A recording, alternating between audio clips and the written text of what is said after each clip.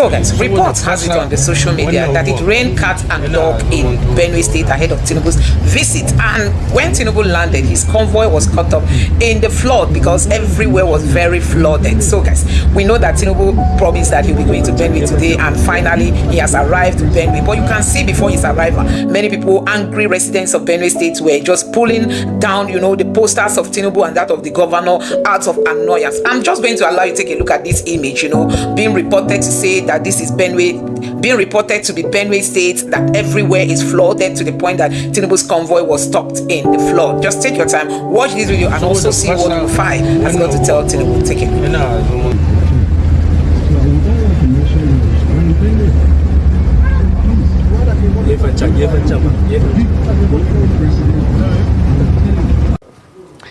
I mean, like Peter Obi did say, he thanked President Tinubu for deciding finally to go to Benue, which is a welcomed one this morning.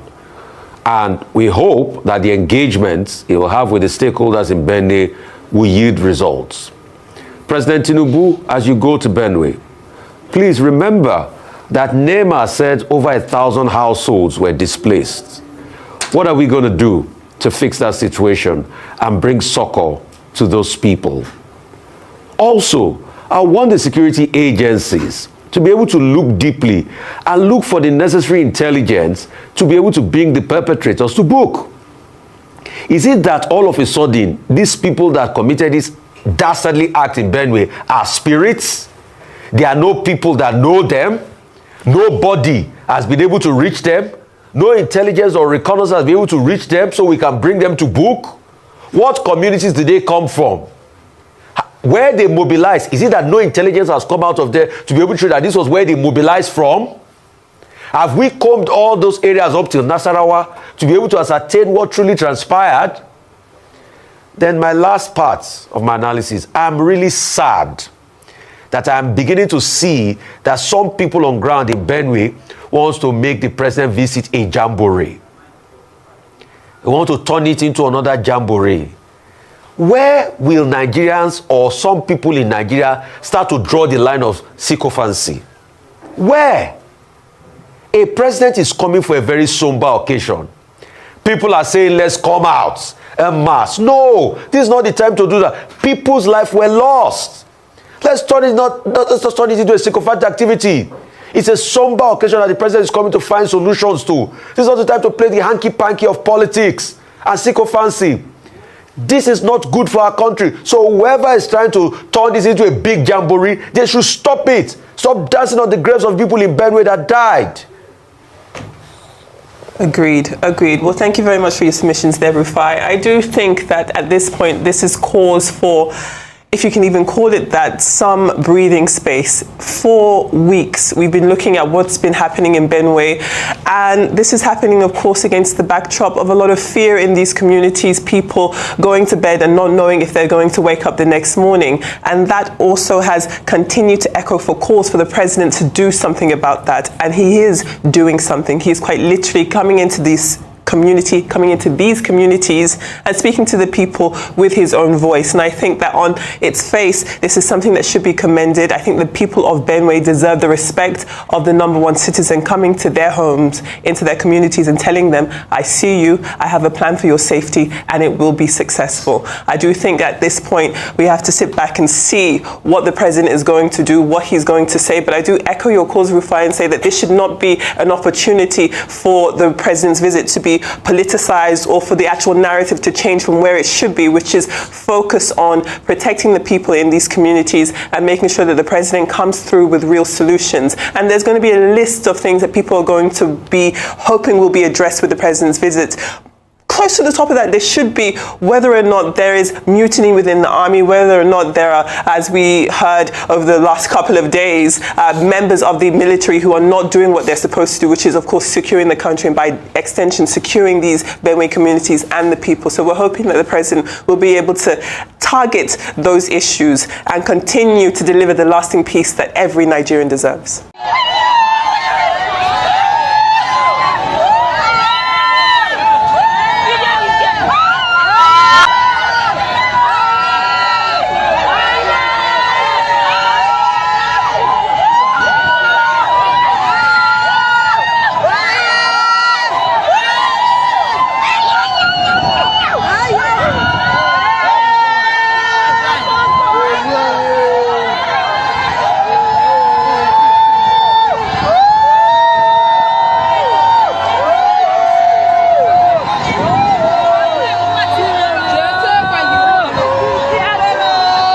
Benue State youth and women say welcome Baba Jagaban today.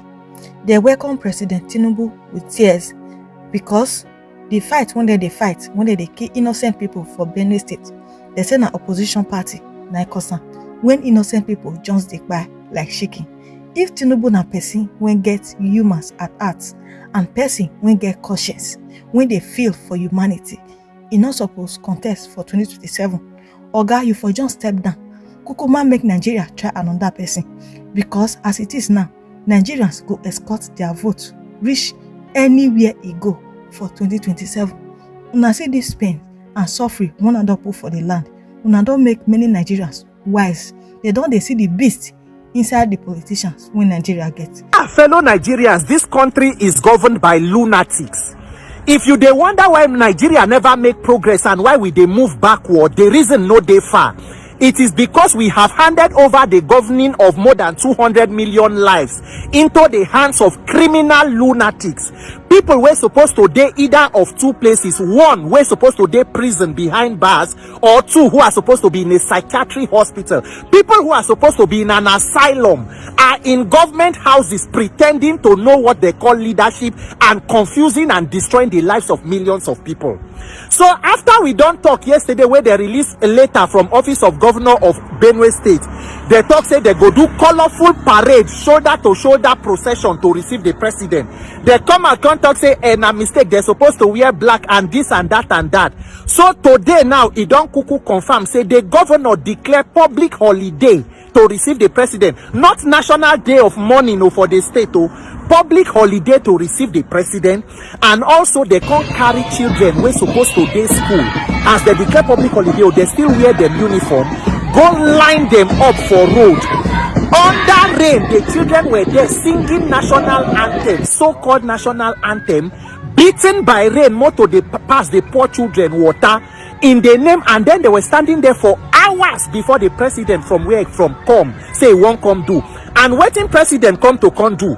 Nobody said they go address the root cause of the insecurity where they worry the state. Oh no, he go hold town hall. He talk the usual line where they talk. IG of police, we must get the criminals. The same statement where you done they talk for 2 years. The same thing where Buhari talk for 8 years. Where the killings just they increase, they continue. Now him make una carry people, children go keep for road. I thank God beg una. Who swear for Nigeria is abi make we also they think of how to go beg or to get an antidote. Because if not lunatics, who are the set of leaders who will carry people's children and line up on the road to go and receive a president who came to visit a state where his recklessness and irresponsible leadership have caused the constant killing of life, where they say they don't kill more than 200 people for the state. They carry people, children, the ones where cuckoo their life, where they say herdsmen never kill, they carry them go line up to welcome the president. A round of applause for Governor Alia of Benue State. This is leadership.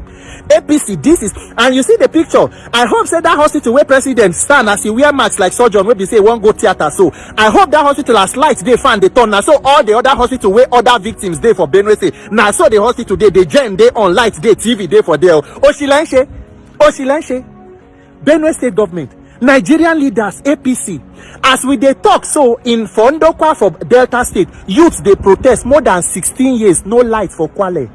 No road, no light, nothing, insecurity. I think say as Governor Oboriwori don't come out, go join APC. I think say the problems of Delta go solve. So lights never still come. Now Deputy Governor Monday Onyeme, they come promise say they go soon do work to bring light. Shame on you, Nigerian leaders.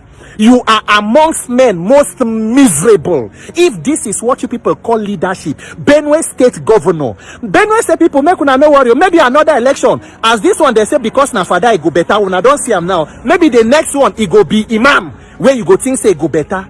Nigerians, we must come together and fix leadership. Oh. This issue why they talk so it must be a national agreement that by 2027 we fix leadership and government. If not, now so we go they protest, they renew protest, they renew. Delta go do, Edo go do, Cross River go do, Rivers go do, Kano go do. When we go come together fix leadership. The people where they destroy country, all of them, they come together, they move into one party. When the more than 200 million victims of their wickedness and inhumanity go come together to also form a group to say that we want to rescue our own life. You must join this call to fix INEC, electoral reform, anything where you they do, when they talk about how INEC and election go 2027. Now waste of time, because for 200 people to be killed and the response now to organize carnival to welcome president, it should tell you where this country is headed. Congratulations, Benue State Governor, on celebrating your festival of killing by carrying people's children, the one where their life go keep for road. May God give you the grace. Continue this kind of leadership. Nigerians, it is up to us. My condolences to the people of Benue, to the families of the victims. But we must fix leadership. If not, now more colorful parade politicians go they do, whilst innocent citizens go they die. God bless Nigeria. My name is Peter for Nigeria. From Benue State. About the killings that has been happening in Benue. It didn't start today. It has been happening for a very long time. A very, very long time. And one way or the other, you cannot say Nigeria has never happened to you. I'm going to tell you a little story of my life. So, 2009, my dad was shot. They were robbing. My dad went to clear his goods coming back from Lagos, and his car was robbed and he was shot. Trust me, my dad being shot was not why my daddy died. My daddy died because my daddy was on the floor there for 2 hours. 2 hours, and nobody came to help. Then 3 hours later, people came and they took my dad to the hospital. And the hospital said my dad, they had to wait for police report because it was a robbery case before they started treating my dad. My dad was in the hospital for 3 hours and my daddy died. The eyewitness, that some of the guys that took him to the hospital, according to what they told my family, was my daddy was telling them, please save me because of my child, which is me. And they didn't listen.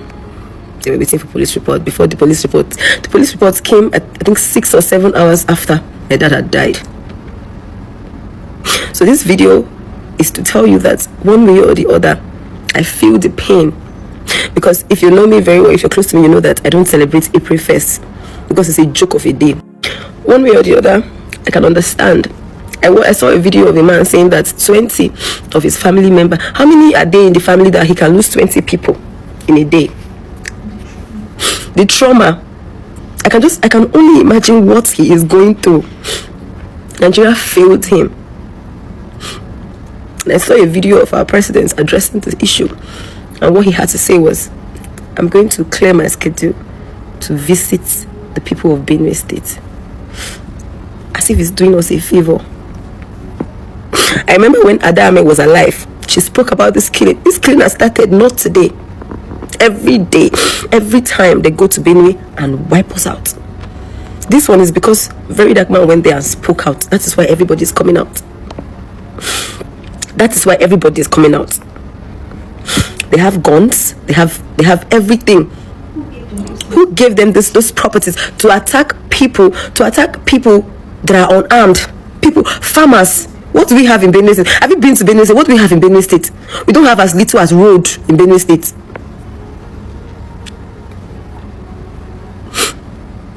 We don't have anything in Benue State. So what is causing the fight? This fight has been happening. Insecurity. There is no security in Benue State. And if you sit down there, this may come to you. It's aside from Benue now. I remember when this thing was happening in the east too. It will come to your state. Nobody is safe. The whole country is not safe. You may think, oh, I have money now to protect yourself. When you least expect it, it will happen to you. Nigeria happened. I remember 2020, NSAS,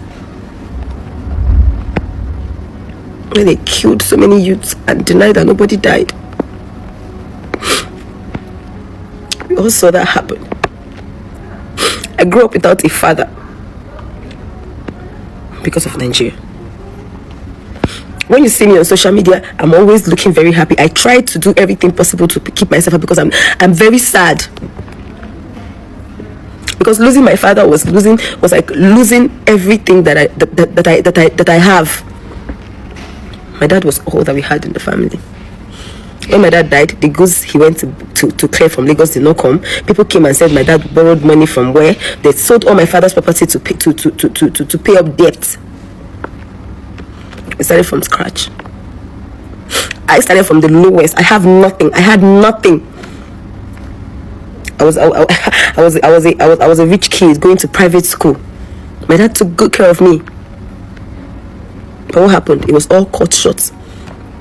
This man was shot and was there. They would have even treated him first and wait for the police report, but no. They watched my daddy die. They watched him die. Now 200 people died in a country that there's no war. No war. 200 people died. And we think it's okay. It's not okay. Well, what's your reaction to this recent upsurge in violence in your home state of Benue? Charles, is a situation that is lamentable, unacceptable, could have been taken care of ahead of time. One event too many. The state of Benue has suffered a lot in the past number of years, not just in the past 2 years under this administration, but in successive administrations. One thought this would be taken care of. I want to thank Pope Leo XIV tonight for the awareness creation, because the whole world is abroad. The media is talking about it. Today I received calls from Germany, from Italy, from France. There are people who want to come and visit. There are journalists who want to come and see what is happening here to report back to their people. I want to thank the United Nations for their voice today to say this is unacceptable, and the United Nations Secretary General who has spoken. I want to thank the Amnesty International, who says that justice must be meant to be in this circumstance. It's a situation that I think as a nation we must work towards ensuring that it's brought to an end. And when you mentioned that all these people are phoning you from abroad, when they ask you why is this happening, what do you say to them? Well, I think that the story of Benue is very much known abroad, much more than we tend to think about it here, because the story, whether of Boko Haram or whether of herders and the situation in the Middle Belt, is actually one that the media in Europe is very concerned about. Well, so, what I'm asking is, yeah. what do you say to them is behind it? Is it competition for land? Is it fueled by religious and ethnic divisions? Is it something else? Yes, this is a very good question you're asking, because I think that what actually has happened is that nobody is telling the truth about the problem in Benue and the Middle Belt. And we are wanting to be politically correct by saying, and I saw that in a major statement today, by saying that there is no religion involved in this crisis. Well, a statement today from the office of the SGF, for example, who said it's not about secretaries of the government. Yeah, secretaries of government, who say there is no religion involved in this. There's no ethnicity. It's an economic situation. And you believe that there is religion and ethnicity? Of course, I do believe. But tell us why. Because this is not the first time. The people of Benue know that they have had an issue of jihadism in the past 100 years, that ended up in Benue. The people who took the jihad, who will never want to end, want to continue that jihad. The last jihad ended up in Benue. I used to joke with my Igbo friends and brothers and said, Christianity is actually stabilized in Igbo land because we stopped the jihad in Benue. And so they want to continue that jihad, and the Benue is the center for them of that jihad. They believe that once they're able to overrun Benue, then they can reach the ocean, as they had always thought. And this is the narrative that nobody wants to talk about. We want to be politically correct, and therefore we are saying, oh well, there's nothing religious about this, or there's actually nothing ethnic about this.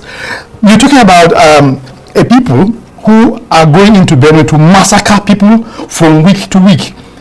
And when the matter comes up, they say, oh, well, please try and find reconciliation with the people. When did the Fulanis, who are doing the massacre in Benue, become members of Benue? The state was created in the 70s. The languages that are used on the radio are Tiv, Idoma, Igede, and Etulo. Where is the Fulani community in Benue? And now you are saying reconcile with the people who are there. How do you reconcile with the people whom you do not know? These guys come in the night, they come by river, they come by canoe, they get out of the canoe, they get out and go out and kill people, get back into the canoes and run back. They don't belong to Benue. They hope that continually by decimating the people who are in the north of the Benue, they will be able to occupy that land, drive them out as they are, kill the people, they destroy the churches, they burn the homes, they take over, they take the people's food and offer to cows, and gradually they are inching into Benue. This is the situation, and that's a story which I like to tell anybody. And it's an unfortunate situation because I think that the government is taking this matter not as seriously as it should. The same situation we have in Plateau, the same situation we have in Benue. Overrun Plateau, overrun Benue, and then move on. This is a story that must be told, and that story must be told openly, and we don't need to be politically correct. We want to be able to solve a problem. You must get to the root cause of the problem. Indeed. And so, given what you're saying, although, as you said, the government of the Federation, the SGF's office is disputing that, and so are some other people, what do you it seems like, based on what you're saying, it's important for President Tinubu to actually go to Benue State and get to the heart of the matter. Because if what you're saying is the heart of the matter, then it's important for him to understand that, because that's the way to solve the problem, isn't it? Precisely. And this is why I thought it's important for us to put this on the table. And President Tinubu must understand this before he puts petrol on the fire in Benue. Yesterday, the statement that came out from Bayo Onanuga said that's one of the president's spokesmen. The president's spokesman said that the people of Benue ought to reconcile among themselves, reconcile with the people who are killing them. Who are these people who are killing them? Do they know them? So how do you reconcile with someone whom you cannot even see? That's a good point, because I put that point to the governor of Benue State when he was on this program yesterday. Yeah. So how do you dialogue with someone whom you cannot see? Well, the two of us are dialoguing now. You and I can talk about whatever issues. Those guys, nobody knows them. Nobody knows their address. They come in the night in hundreds. They kill in the night and they go.